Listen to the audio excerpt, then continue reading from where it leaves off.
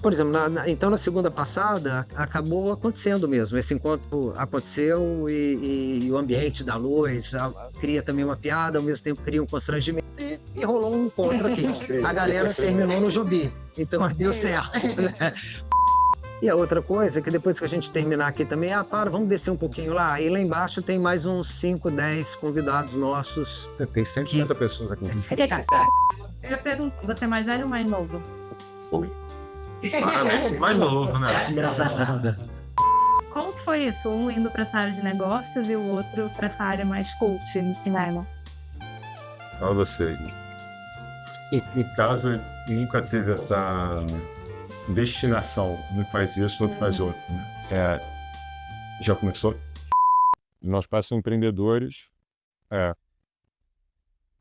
Eu acho que acabou que foi por uma questão natural. Assim, cada um escolheu que tinha mais afinidade. Já começou? A gente tá. Tá. Aquecendo? Tá aquecendo. Mas enfim, então nunca teve. Assim, acho que os meus pais são empreendedores. Eu acho que acabou que foi por uma questão natural. Assim, cada um escolheu que tinha mais afinidade. Né? Eu acho que sempre me interessei por esporte e economia. Eu não lembro que eu pegava o Globo e desde cedo eu lia o caderno de... Acho que eu me interessava mais por economia porque era o mesmo caderno, economia e esporte. Então acabava que eu lia as duas coisas. Mas eu começava pelo esporte. Então acho que eu enveredei para essa área. Para que gostava sempre mais de esportes também. Isso, galera. E surreal. É o primeiro que eu roubava do esporte e comunicação. Então acho que isso aí. Quase fez. E teus pais, você falou que são empreendedores. Então, acho que a família é toda de empreendedores, assim. Então, avós, pais, muito nessa área de comércio e de varejo. Né? Então, acho que esse assunto de empreender sempre foi uma coisa muito natural em casa, assim. Né? Me lembro, não sei se você lembra disso, mas eu lembro, meu pai fala, né, melhor coisa que você tem sem dom de tocar a vida e construir o seu caminho, seu negócio. Como sempre foi muito claro, né? Então acho que essa é a origem, né, da coisa. Passa para o Moisés aqui. Moisés, agora conta no detalhe tua relação com o Richard. Como conhecer é bom, velho. Meu filho foi fazer um intercâmbio na Califórnia, San Diego. E me liga e diz, pai, é para ficar 6 meses. Pai, eu quero ficar mais, vou ficar mais aqui. Eu digo, não, peraí. Eu estava achando alguma coisa não está funcionando bem. Aí fui lá ver, né, para poder entender se tem mais 6 meses para ficar ou o quê. Aí ele disse, eu vou te apresentar meus amigos aqui. Primeiro ele me apresentou uma namorada, uma graça. Depois disse, eu vou te apresentar meus amigos. Eu falei, chama para almoçar. Convido para almoçar. Convido para almoçar. Aí ele trouxe só o Richard. E aí foi almoçar. Meu filho é mais novo que o Richard, alguns anos. Eu já, acho que uns 5, a diferença assim, uns 4, 5 anos, coisa assim. Eu digo, os caras mais velhos. Tudo bem. Aí fomos almoçar, e estamos almoçando, e o Richard conversando comigo. Então foi um almoço super agradável. Quando a gente saiu, ele foi andando do meu lado e falou assim, Moisés, não se preocupa, cara. Isso é como se fosse o irmão mais velho dele. E assumiu a responsabilidade. Tudo bem. Qual cadeia? Cara, eu achei que esse cara tem uma sensibilidade e percebeu a minha ansiedade, percebeu de deixar eu me. Meu filho já ter 18, 19, né? E ele uns 24, não sei quantos anos. É por aí. Ele disse, não, eu não encontro com ele sempre, a gente é de outras turmas, mas eu estou de olho, pode ficar tranquilo. Eu falei, cara, adorei te conhecer. Quando você voltar para o Brasil, me liga, que nós estamos crescendo. Vai ser e ele contou que estava fazendo marketing, pós-graduação, nós estamos crescendo. Pô, eu gostaria de poder conversar contigo. Na época você já tinha a universidade. A gente já tinha mestrado, a universidade não era uma venture. Hum. A universidade ela fazia avaliação de empresas, M&A, a gente tinha muita coisa na área de moda, depois tinha muita coisa na área de petróleo, a gente foi em vários temas, nós fomos se desenvolvendo e precisava de gente nos M&As. Era meio que Muito seguido telefonando o Richard, olha, estou aqui e tal, isso meses depois. Não vem conversar. Aí, mano, isso faz 18 anos. Nossa. E você lembra quanto tempo depois desse almoço lá? 1 ano e meio, 2? Não. Meio ano. Meio ano, mais ou menos. Meio ano.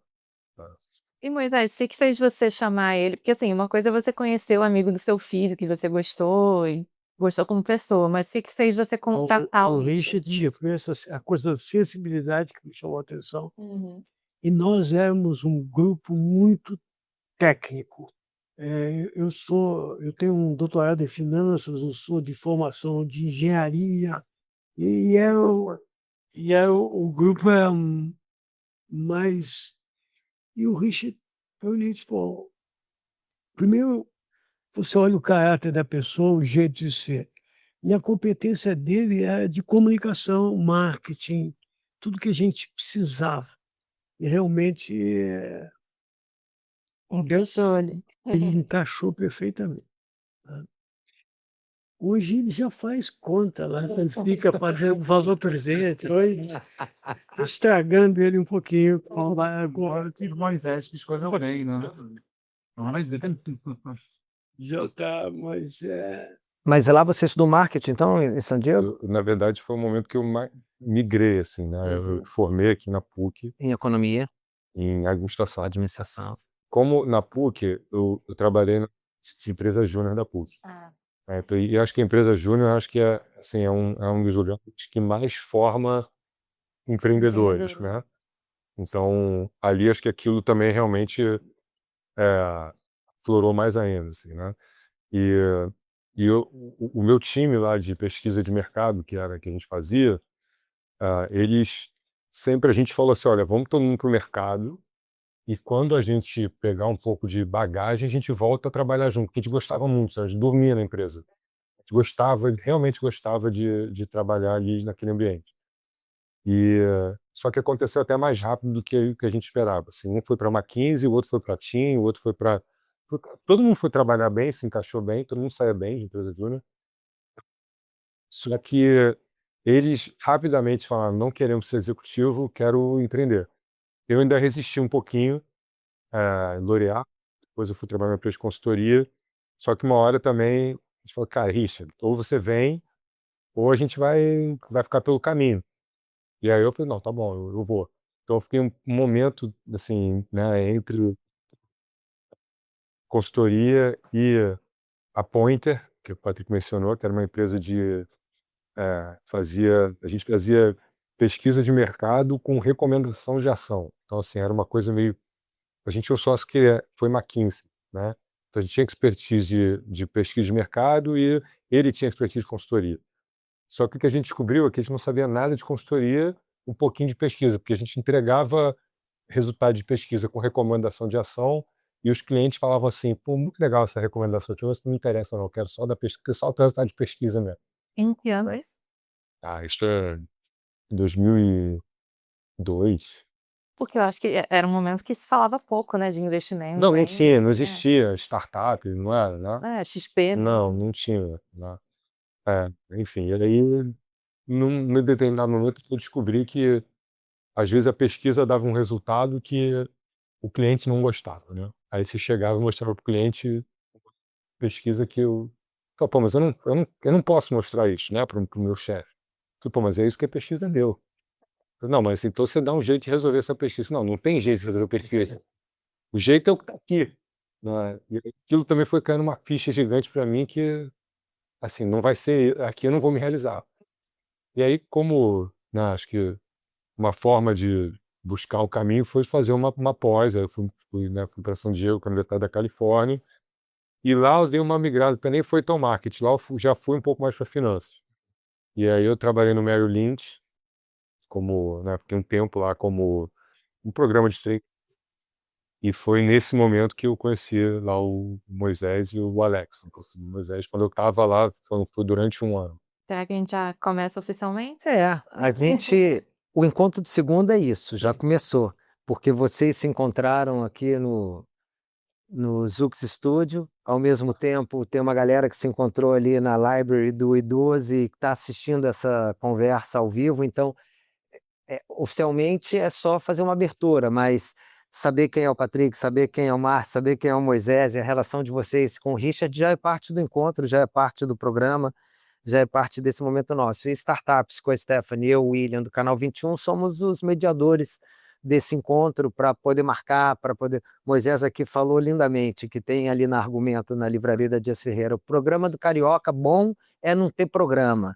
E a gente está nessa ousadia de querer marcar toda segunda-feira um encontro de segunda para falar de negócios, para falar de empreendedorismo no Rio de Janeiro. O Canal 21 especificamente é a voz carioca do empreendedorismo. Então, pô, empreender no Rio, tentar aprofundar essa discussão. O dinheiro está em São Paulo mesmo, tá? Não está. E startups, vocês conhecem bem esse canal que o Gustavo Brigato, que era um jornalista do Valor, sai do Valor, monta um canal para falar de startups, de investimento. Aí agora tem uma âncora, uma editora no Rio de Janeiro, que isso é crescimento do canal e é prestígio para o Rio. Então, encontro de segunda é isso, obrigado por terem vindo. A gente vai montar isso e depois divulgar nos canais digitais, mas mais do que os canais digitais, é esse encontro presencial que está rolando aqui. É o encontro presencial que vai rolar com vocês, ainda bem que o Moisés não vai precisar ir embora, vai poder descer e ver quem está lá embaixo. Então já começou. Legal. Vocês teriam uma pergunta para o Richard? Uma pergunta, você nunca participou de uma entrevista com ele e conhece desde os 2 anos de idade. Por que você não ajuda a gente a fazer uma pergunta que nunca foi feita?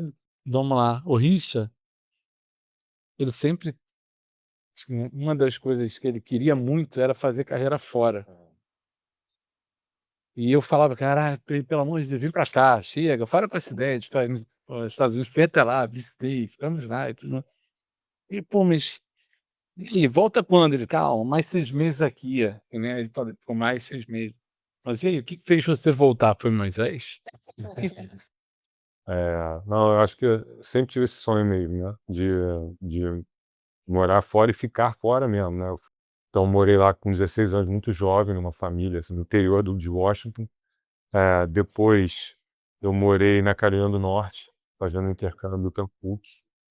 E depois morei em San Diego. Essa ida para San Diego, essa terceira ida para os Estados Unidos, foi no intuito de ficar, né? Assim, de, pô, vou e não volto, né? Porque é um caminho fácil, assim, fácil entre aspas, né? Você faz o curso, depois faz um programa que chama OPT, que é um caminho que você tira um visto que você pode trabalhar por 1 ano, e se você vai bem, você fica lá, né? Você consegue um emprego, é mais fácil você seguir, percorrer para o green card. Só que aconteceu aquilo que eu acho que eu falei aqui antes da entrevista, né? Os Estados Unidos, ele entrou numa crise, né? E o Brasil veio para um momento de crescimento. Não por acaso também, mas também a oportunidade de empreender, né? Acho que lá certamente eu estaria trabalhando em alguma grande empresa, né? Que eu vim com Moisés, né, mestrado, com a cabeça de construir. Respondeu, não acho que eu dei uma volta ao mundo, mas acho que foi as circunstâncias, assim, também não foi uma coisa tão, assim, planejada. Aconteceu do Brasil estar no momento e eu voltei. E vocês falaram que estão há 18 anos trabalhando juntos, né, Moisés? De lá para cá, o que que mudou no ecossistema, assim? O que que vocês viram? Eu imagino que há 18 anos esse ecossistema de inovação era tudo mato, né?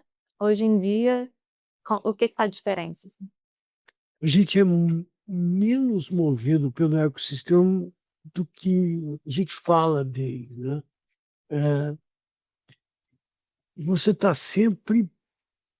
Uma coisa tem muito no Richard, tem muito no Lowe's. Nós somos uma empresa, no fim do dia, nós somos uma empresa de serviço. A gente serve o cliente. Então, na boutique de M&A, a gente servia quem estava comprando ou quem estava vendendo, e você se dedica. O Richard tem até um problema que ele trabalha em 4 turnos, depois ele vai explicar isso. Eu só consigo acompanhar ele no primeiro, e na metade do segundo ele ainda consegue trabalhar em 4. Então é uma dedicação ao cliente. O que mudou é que, quando a gente viu o negócio de venture, fazia todo sentido para nós, porque o que a gente fazia para os clientes de M&A, a gente podia fazer no venture, e eram viagens longas. A diferença é esse que... Então, o nosso primeiro fundo de venture é um fundo pequeno. E a gente descobriu que nós teríamos 2 clientes. Em cada projeto, você tem um empreendedor e um investidor. E aí foi um desafio, isso foi o nosso diálogo o tempo todo. Como é que a gente trabalha para esses 2 sem conflito? E se a gente não fizer alguma coisa antes, não combinar antes, nós vamos encontrar o conflito. E aí é uma conversa, o contrato é muito mais sofisticado. E a gente foi gostando disso, contatos, casamentos mais sofisticados, a conversa tinha que projetar um pouquinho para frente o que podia acontecer, como é que nós íamos resolver. A gente já tinha que escolher a prioridade. Vou deixar o Rich falar que isso só ele... Então, assim, o mundo foi mudando para nós, né? Vocês foram mudando junto com o iBox Pack. Ele foi aparecendo, e a gente, na verdade, ele ficou totalmente consumido pelo venture. Não. Ele é muito mais, assim, tem muito mais vida, né? O Richard falou várias vezes da construção, né? A gente ajuda a construir tijolo por tijolo, e isso dá uma energia inacreditável. Então, tudo que chegava, né? Tudo que chegava, a gente queria investir. Pô, isso aqui é o máximo, isso aqui é o máximo, isso aqui é tudo que chegava, né? Porque, assim, a gente, nosso primeiro fundo, tinha, né? Tem, né? Microsoft, tinha várias corporações, a Bayer, a Monsanto, a Algar, pô, então a gente queria também, a gente olhava, pô, isso aqui é muito bom, isso aqui é maravilhoso, e a gente também estava total num modo de aprender e sugar o máximo possível, né? Hoje é um pouco mais, a gente está um pouco mais, já está um pouco mais difícil, né? Não que a gente, a barra subiu, e a gente naturalmente, por gostar de pessoa e gostar de vontade, gostar de tudo, né? Qualquer um que viesse trazer alguma coisa que estava inovando, a gente achava o máximo, queria investir, né? Então foi muito bom nesse sentido também a gente ter corporações ao nosso lado, que muitas vezes até eles vêm apontados, pô, isso aqui, e a gente foi aprendendo. E esse negócio, o Moisés falou de trabalhar em 4 turnos, gente, o que é isso? Isso, pô, boa pergunta. Não, que geralmente a gente viaja muito, né, assim, a trabalho. Então, às vezes, pô, muitas vezes a gente, até para encaixar as agendas, pô, tem o jantar, né? Depois do jantar ainda tem o chopp. Então Não parece, mas é trabalho. que é trabalho, né? Então, assim, muitas vezes Moisés, estamos jantando aqui num jantar de trabalho, né? Mas eu tenho um outro turno ainda. Ainda vou encontrar alguém aqui, pô, continuar, então tá bom, eu não aguento mais, né? O turno dele começa às 5 da manhã, né? Então só vai até 9h30, 10, né? Mas isso alguns anos atrás. Hoje em dia não tem mais esse turno. É. Enfim, hoje em dia estou mais eu paro no jantar também.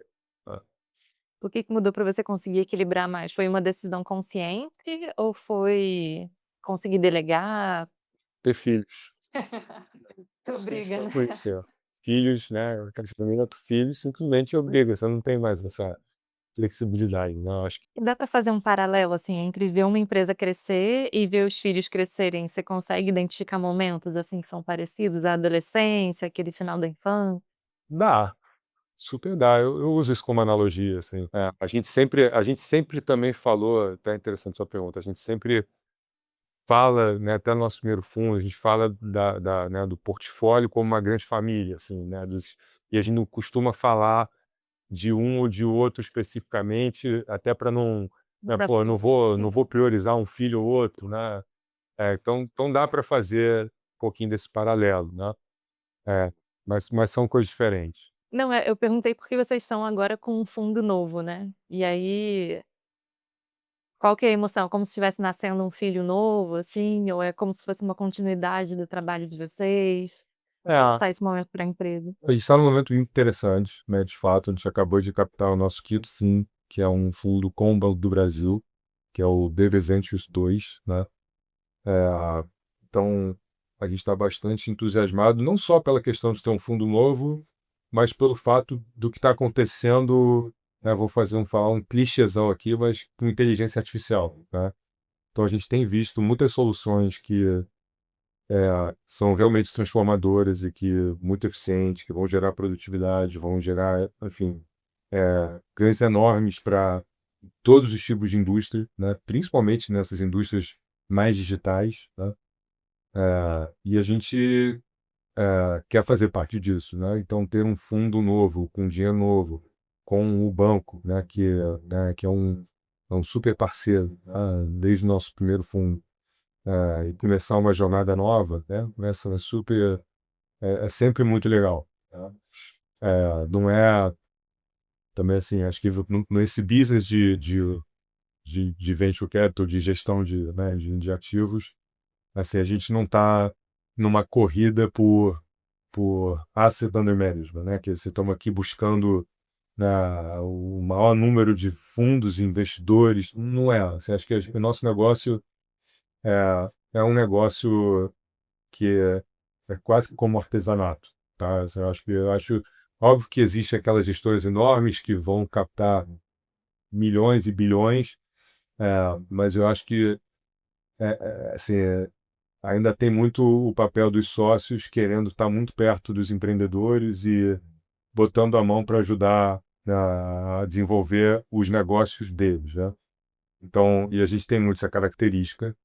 É, enfim, mas estamos muito felizes de estar crescendo com uma corporação, né, que é o nosso negócio, que já é um cliente nosso, com quem a gente tem uma relação antiga e a gente imagina que vai investir em torno de 6 a 8 empresas nos segmentos de fintech, agritech, corptech, com essa pegada de empresas que estão realmente usando e criando soluções AI native, né, no mercado. E como é que vocês veem a receptividade das empresas para a inovação, assim? Que a gente fala muito dessa escassez de recursos no venture capital, mas vocês com a corporação é meio diferente. Eu lembro de Moisés falar numa entrevista que tem esse lado estratégico, não é igual, né, o venture capital, assim. Então, como que vocês veem esse mercado das empresas buscando inovação e buscando tecnologia? É uma coisa que está crescendo mais com a IA agora? Então, inovação é, é quase é uma necessidade. Se você, se você não estiver inovando, você já está voltando, você já está perdendo, né? Então, a corporação sabe disso. Então, ela não repetiu o que ela sempre faz, ela sabe que ela já está perdendo. Então, a demanda é enorme. A dificuldade é fazer as mudanças. Então, a nossa ferramenta, a gente é um parceiro de inovação aberta. A gente é um perturbador, né? A gente é um perturbador, porque a corporação que vem para o venture, que quer o venture, ela quer ser perturbada. Ela quer e a gente entenda ela e, e ela está disponível para ter uma linguagem conosco. Essa consegue absorver um pouco do que está acontecendo, trazer coisas para dentro, criar a visão de futuro. Ela aproveita muito esse diálogo, o que está acontecendo fora. Tá?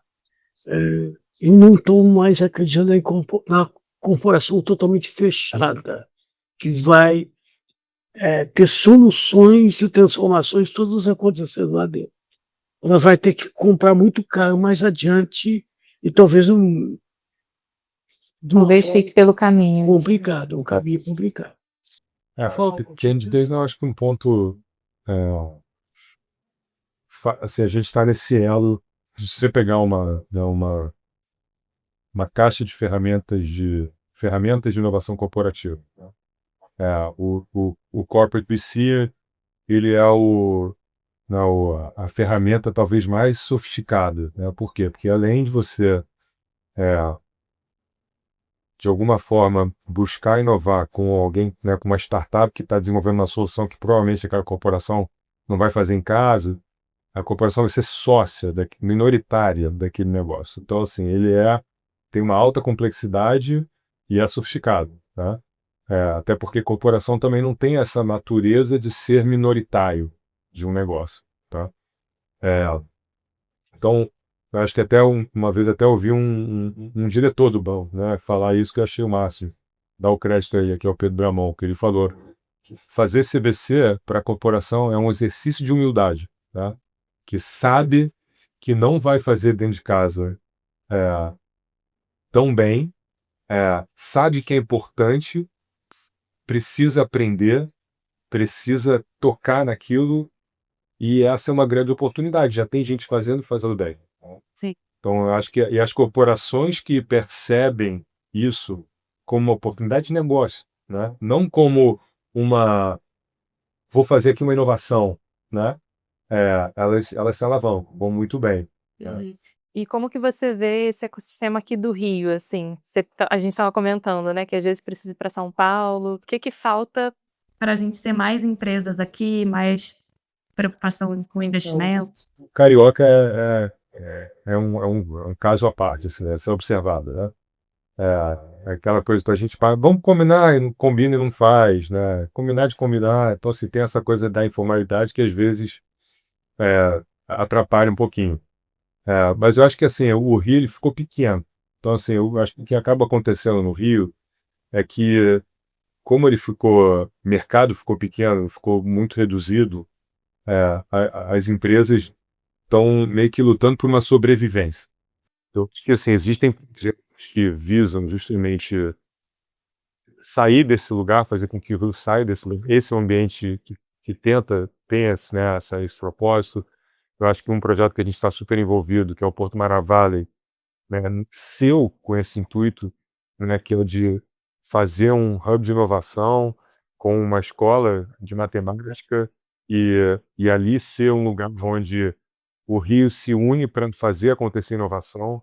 Isso não nasceu por acaso, né? Isso nasceu de um grupo que fez um trabalho que ensinava, né, em como construir ecossistemas de inovação, e esse grupo era um grupo do Rio. Quando a gente voltou, esse grupo tinha capital de risco, corporação, é, governo e startups, empreendedores, né? O mais importante de tudo. E aí, quando a gente voltou, pô, que esse grupo vai fazer aqui agora, né? Qual é o grande projeto? E aí, um dos projetos, tivemos algumas deles, um dos projetos foi o Maravalho. Sim, mas acho que o Rio tem acho que o Rio tem a vocação, né? Porque tem talentos aqui, né? Parece assim, tem academia, né? Tem grandes empresas no telecom, na área de comunicação e mídia. Enfim, tem as gestoras aqui no Leblon, tem recursos, né? Mas a gente acho que tem um caminho aí trilhando, construindo espaços como esse, né? Em que as pessoas criem a densidade que o empreendedor não possa dizer, pô, ali eu quero empreender. Ali que eu... Isso é um debate muito interessante nesse grupo que a gente formou. Toda hora é muito interessante, né? Porque tem essas 5 pontos. E toda hora olhavam para mim como falta de dinheiro, né? Não, mas falta de dinheiro. Como é que traz o dinheiro? Cara, não falta dinheiro, né? Não é assim, acho que falta muito educação empreendedora. A gente precisa de educação e recurso ao empreendedor. Precisa dar recurso ao empreendedor. Se existir isso, pô, o Rio vai crescer, né? Mas recurso é dinheiro ou não? Não necessariamente, né? Não necessariamente educação, né? Acho que isso não necessariamente. As escolas precisam estar, né, querendo formar pô, empreendedor, coisa de deep tech. Ele precisa ter um laboratório que ele tem acesso, que ele vai testar um material novo, né? Espaços, né, para Se ele não tem isso, ele não, é difícil para ele, entendeu? Quando você vai a ecossistemas muito sofisticados, por exemplo, Boston, Vale do Silício, Boston principalmente, é porque tem esses ambientes. Não é um, não é dois, são 10, né? Uhum. Então, o empreendedor ele tem as ferramentas, né, e talento humano para se juntar, ir para um espaço desse e construir, né? Então, acho que é isso que o Rio precisa disso, né? Explorar um pouco mais esse tema e aí Tem, vai, Moisés. tem uma virtude no Rio. Se você tem um projeto, se você tem uma ideia, você vai ser ouvido. O Rio é muito aberto. O Rio ele convida as pessoas. É, é uma eu sou gaúcho, Rio Grande do Sul. Toda vez que eu tinha alguma coisa para apresentar, o Rio não fecha portas. O Rio, então, essa coisa da curiosidade, da disponível, você entra em qualquer lugar se você traz uma proposição. Então, nós estamos agora envolvidos num outro confusão, que é a Aliança pela Inovação no Rio. A Aliança pela Inovação já reuniu 40 instituições da Firjan, todas as universidades, de uma maneira muito rápida. Mas é o que essa aliança, exatamente? É para criar um bloco de força, para criar infraestrutura para inovação, para poder suportar alguns grandes projetos, tipo o Moia Valley. Moia Valley é uma infraestrutura, outras infraestruturas que vão ajudar. Foi muito fácil criar isso. E eu digo que o Rio é um lugar de portas abertas. Não sei se as portas de Boston são tão abertas ou de outros lugares. Embora lá tenha em Boston uma super infraestrutura, né? Essa característica de ser mais aberto. A nossa dificuldade é que a gente tem nada, cada um aqui nada numa raia. E se joga na raia, fica nadando e conversa pouco. Então, a aliança para poder jogar todo mundo na mesma piscina seca. E é bom que a gente tem 2 empreendedores cariocas aqui também, que podem falar um pouquinho, acho que desse lado do empreendedor, quais são os desafios, né? O que a cidade poderia fazer para facilitar? Acho que enquanto empreendedor, você tem mais a Deus. Vai, Márcia. Tá. Quais são os desafios para empreender? Porque todo mundo fala, é difícil empreender no Rio. Por que é difícil empreender no Rio? O Rio, foi o que o Rich explicou muito bem, assim, realmente é muito complicado. Acho que as pessoas aqui olham muito para São Paulo, né? Falam que o dinheiro está em São Paulo. Eu acho que criou-se essa cultura e realmente, assim, de fato, tem muita coisa em São Paulo. Mas eu acho que o carioca é muito bem aceito até em São Paulo. Acho que, assim, tive loja, né, da moda. Minha família sempre foi de varejo, também loja de roupa. Hoje eu estou trabalhando com o tema imobiliário, com o mercado imobiliário comercial. Ainda a gente ainda fala muito em São Paulo, mas o Rio ainda é convidativo, como o Moisés falou, e acontece muita coisa aqui no Rio. Acho que tem sim um mercado muito forte aqui, só que não é tão grande quanto São Paulo. Mas eu acho que está vindo muita parte de cultura de educação Agora acho que a internet está ajudando muito com isso, que tem essas escolas aí da G4, tem um pessoal agora fez também, como é que é? Cabeça de dono, drone, enfim.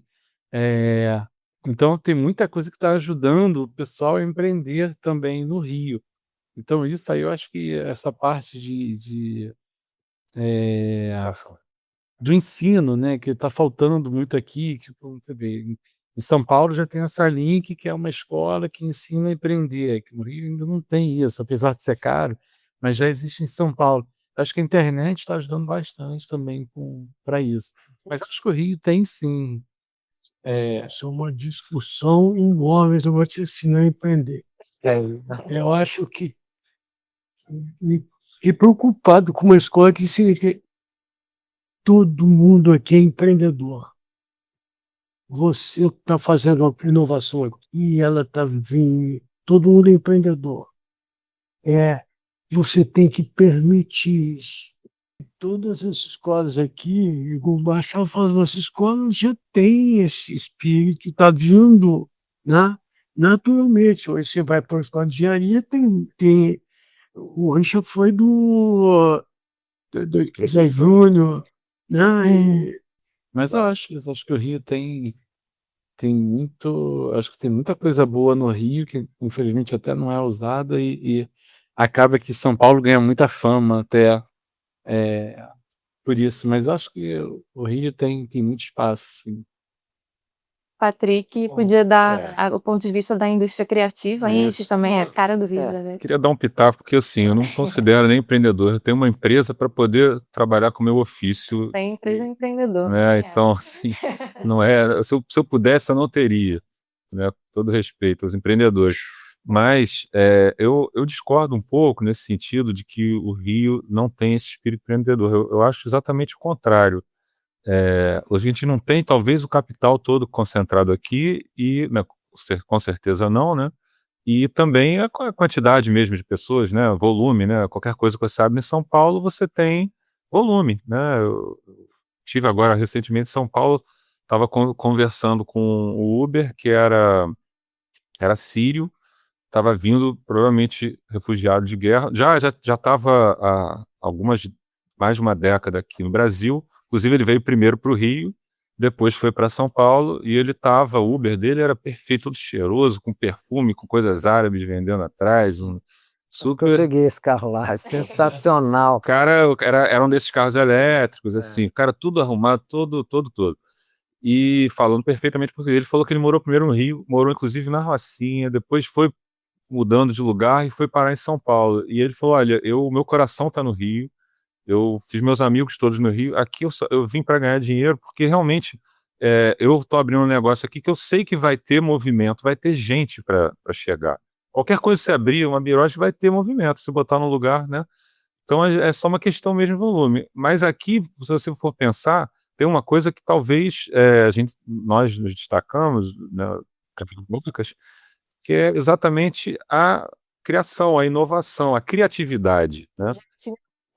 Não, a criatividade mesmo. A gente está falando aqui, né, empreendedorismo, né, de venture capital e tal, de algumas classes, mas tem outras classes, né, que você vê que são empreendedores natos, né?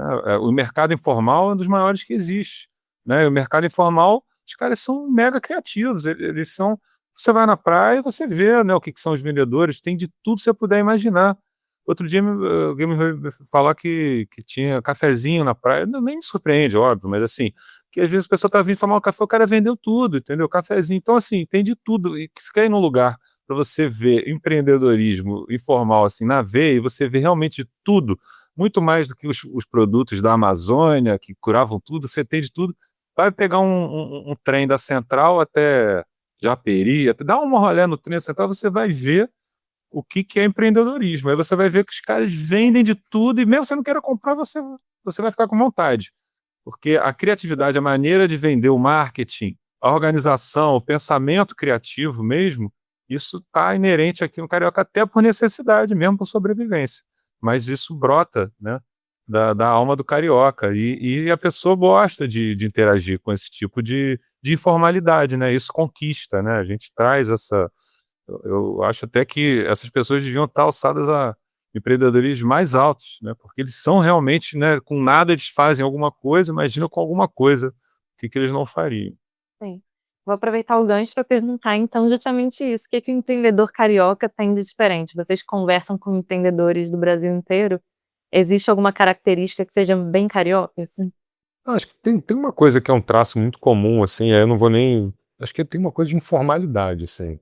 Uma coisa de informalidade de você, que acho que é bem fácil de lidar.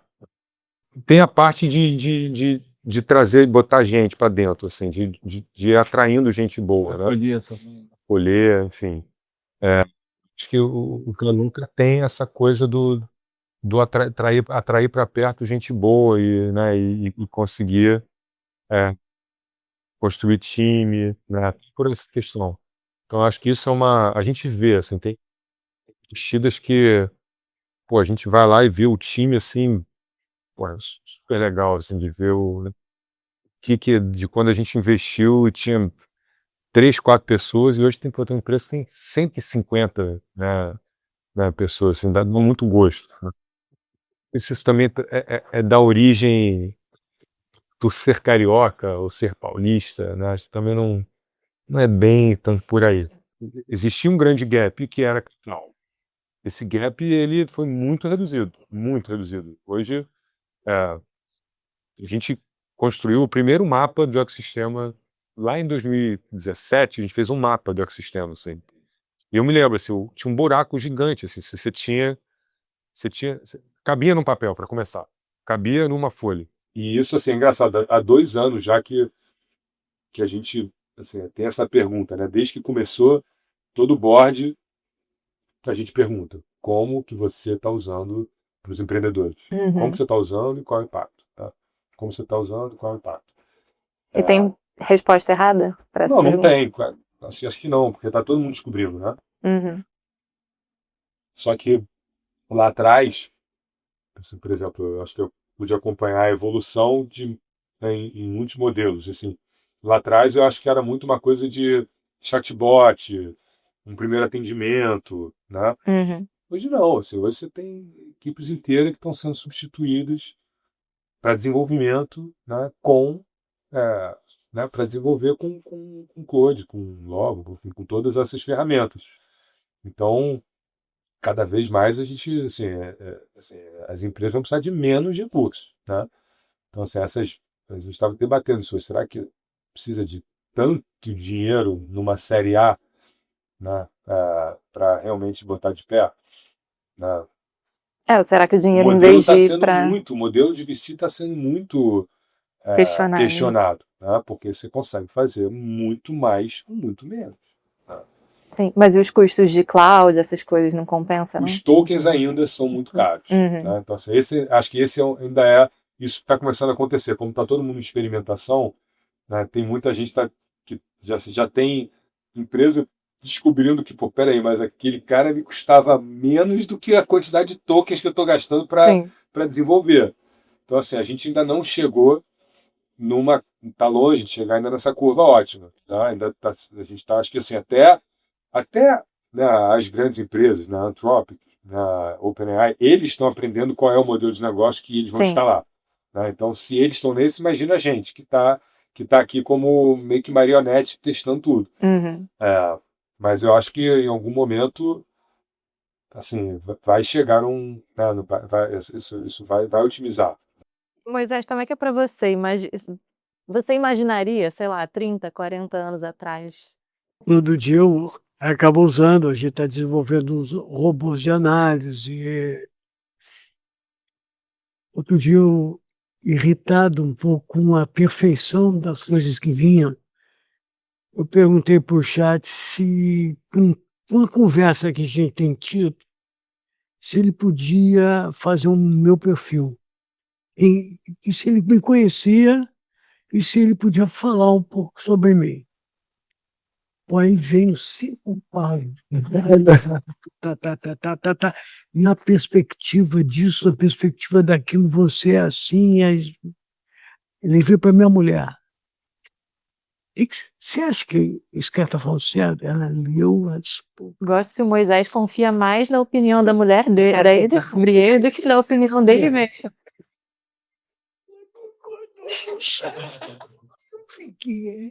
Umas coisinhas assim. Agora, para fazer, por exemplo, valuation, de vez em quando ele perde o rumo, assim. Outro dia ele me arrumou um valuation de 300 milhões para uma startup na série pré-seed. Depois esse chat. Ou seja, Tem que calibrar ainda. a gente tem que calibrar, tem que educar e tá indo ainda. Mas esse caminho, como o Maurício falou, esse caminho é sem volta. Moisés, Agora é melhor nós desenvolver a inteligência artificial um pouco nossa, senão o cara que vai ficar desempregado aqui está abrindo emprego lá na China ou em outro lugar que está desenvolvendo. Então, ou a gente cuida de fazer uma coisa mais nossa, A gente Brasil. não sabe. Brasil, né? Brasil. tem de Brasil, senão a conta, você vai continuar produtivo no seu negócio, mas Mandando como seus todo dados. nós somos uns perdedores. A maneira para te responder, a gente tem que se impregnar disso. Não pode ter medo disso. O brasileiro, ele é um adotador. O Richard tem melhor esses números de pesquisa, mas nós usamos mais o WhatsApp do que muitos outros países se deixar.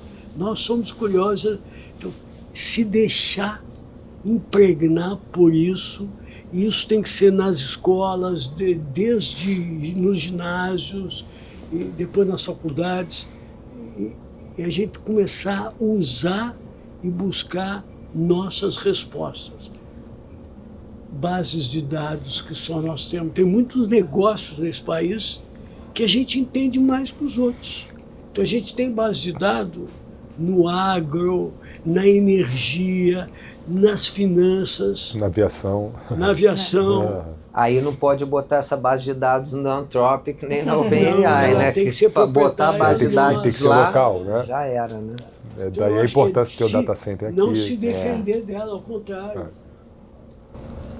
Maximizar em todos os níveis. A gente podia fechar com uma pergunta sua, Patrick, para o teu irmão. Pode ser casca de banana? Deve. De documentarista. Vocês gostam de casca de banana, né? Não Atenção sei se eu pra vou isso. fazer isso que ele é meu Aquela do irmão. Não, vou só contextualizar um pouco do que vocês estão falando, para trazer também dentro dos temas aí. Na minha área, né, no cinema, tem um grande mestre que era o diretor de documentários Eduardo Coutinho, que quem não viu os filmes dele, veja todos, maravilhosos. E ele falava uma coisa muito interessante, que qual é o... Né, a gente fala assim, tudo já foi feito, né, os filmes já todos já fala sobre o que, vou fazer como, vou abordar como. Ele fala uma coisa que é simples, mas as pessoas não pensam. Qual é o filme que só você poderia fazer? O que está dentro da sua personalidade, da sua criatividade, da sua formação, coisas que vão partir de você. E todo mundo tem a sua individualidade, tem a sua história, tem a sua trajetória, né, a sua maneira de pensar. E eu digo a mesma coisa fazendo um paralelo sobre a nossa cidade aqui, o nosso estado, que, de novo, eu volto a dizer que eu acho que o Rio, que tem de diferencial, que talvez tenha menos em São Paulo, em outra cidade, não que não tenha, obviamente, mas que é a questão da criatividade mesmo, né? Então, assim, se a gente não tem espaço para ter data centers, nem dinheiro para investir nisso, e, né, o capital não está concentrado aqui, o que a gente tem que só o Rio pode trazer? A criatividade, né? Eu vejo dessa forma. Então, dentro desse contexto, eu pergunto para o Richard se a MSW ou outras até né, captadores de investimento e tudo mais, pensam sobre investimentos na indústria criativa, né? Porque eu vejo muito investimento em fintech, em outras techs, em outras fins, mas eu queria saber, assim, que eu acho que é uma vocação natural dessa região, quais são, né, que não seja da MSW, mas assim, quais são os caminhos e por onde você acha que pode-se procurar investimentos, né? E de que forma investir na indústria criativa. Boa, jogou a casca de banana. Mas Mas é eu uma acho que é ótima uma boa pergunta. Não, eu acho que assim, eu vou puxar para nossa indústria, né? Assim, então, a gente como MSW não olha para esse mercado porque hoje a gente não tem, por exemplo, um grupo de mídia que é investidor para bancar um investimento em uma empresa que teria sinergia, ou uma o startup grupo que de teria mídia que sinergia. existe é o próprio CVC, né? Então assim, se a gente tivesse um grupo de mídia grande como investidor, certamente a gente estaria fazendo investimento nessa área. E aí, nessa área, por exemplo, existe, assim como existe o Corporate Venture Capital, existe uma coisa chamada Media for Equity. Os grandes grupos de mídia, eles fazem muito investimento, né, para não citar, né, o maior deles, mas eles fazem muito investimento justamente usando, como eles têm uma capacidade grande de mídia, eles trocam, né, pô, vem cá, eu te dou aqui um espaço na minha grade e eu consigo, você vem aqui, anuncia, você me dá um pedacinho do teu, né, das tuas ações aqui, do teu equity, né? Então isso é um modelo também que super, acho que assim, dá muito certo aqui no Brasil. A gente vê pouco, mas dá muito certo. Tem grandes empresas fazendo isso. De novo, a gente não faz porque a gente não tem essa grande corporação que para nós é essencial. Assim, a gente não investe simplesmente agnosticamente, porque o Rio, porque o turismo no Rio, então vamos investir em turismo, né? Se a gente tivesse uma grande empresa de turismo, a gente ia investir, né? Que ele não falou nisso, ele está falando de vocação do Rio, mas turismo é uma grande vocação. Então, assim, se a gente tivesse uma grande operadora de turismo, uma coisa, a gente estaria investindo em coisas, soluções para isso, né? Saiu bem da casca de banana. Eu tentei sobre a universidade, realmente Não, sobre... claro. É meio que o que falta, né, para investir mais Por que nesse talvez setor, assim. os outros, né, investidores não estão buscando esse mercado? Mas eu acho que tá, mas eu vejo, assim, acho que tem menos, mas eu acho que tem investimento no Rio. Eu não acho que a gente também é ser, né? Nós não somos especialistas. A gente não é especialista numa indústria de moda, mas nós já fomos o escritório que mais cuidou de empresas de moda. Numa época. E o Rio, a vocação do Rio é moda. Super, né? Nós, Já foi. turismo, a gente fez uma aceleração de turismo verdade. há uns 3 anos atrás, porque a gente a nossa vocação é criar os negócios. A gente é meio venture builder, junto com o empreendedor e com o investidor. Então, eu acho que fazer o filme que a gente sabe fazer é acolher o empreendedor e transformar ele em empresário. É um pouquinho diferente. O empresário é o que constrói a empresa, né? E nós sabemos fazer isso. O cara traz a ideia, o traz o empreendedor, traz a energia. E nós temos essa cultura de transformar ele em empresário. Isso que a gente sabe fazer, de qualquer coisa, Patrick, de qualquer coisa. A gente queria propor que a gente continuasse daqui a pouco, então, ali embaixo. Até a Tamires falou que tá o Rafa lá da PwC, tem mais... Você falou em 5 pessoas, temos 5 pessoas lá esperando a gente. Eu queria, de repente, se a Stephanie permitir, terminar essa conversa perguntando para você, então, qual seria o filme da tua vida agora? Já foi um cara que era mais comunicação do que finanças, como o Moisés disse, né? Ele que era engenheiro elétrico, falou, eu vi no Richard um cara de comunicação, de marketing e que entende de finanças. Já foi um cara de 4 turnos antes dos filhos, e isso também era um jeito de ter o importante ali numa fase da MSW. Sem querer falar desse BB Venture 2, que também já está bastante desenhado e já está bem na tua cabeça, e já foi difícil imaginar a história da piscina, que realmente era uma pergunta. E aí, pensando em você, qual seria o filme da tua vida agora que só você poderia fazer, como teu irmão bem provocou? uma nova característica, uma nova habilidade, um talento que os filhos com 5 e 13 anos já permitiria fazer? Vamos lá. Acho que a paternidade em si, acho que é a coisa mais bonita e mais difícil que eu estou lidando na vida, né? Então, assim, acho que Você tem Moisés falou anos? de construir empresas, né? E ajudar a construir empresas. Acho que a gente é mais até arquiteto do que engenheiro, né? Mas a gente...